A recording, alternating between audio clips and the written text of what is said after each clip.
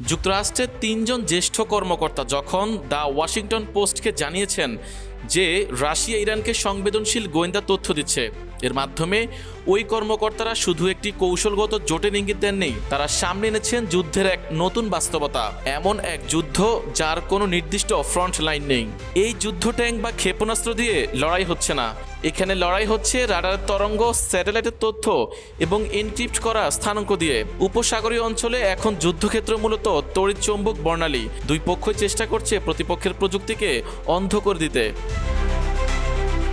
রুশ president Vladimir Putin নাকি মার্কিন প্রেসিডেন্ট ডোনাল্ড ট্রাম্পের সঙ্গে ফোনালাপে ইরানকে গোয়েন্দা তথ্য দেওয়ার বিষয়টি অস্বীকার করেছেন, কিন্তু এই অস্বীকারের বাস্তব গুরুত্ব খুব বেশি নয়।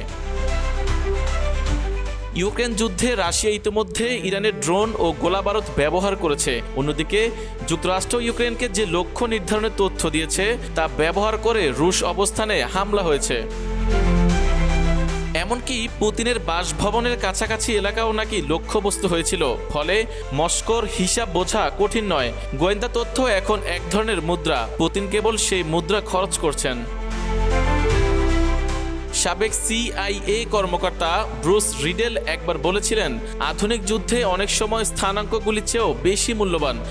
যে জানে শত্রু কোথায় আছে, শেষ পর্যন্ত জয়ের সম্ভাবনাও তারই বেশি।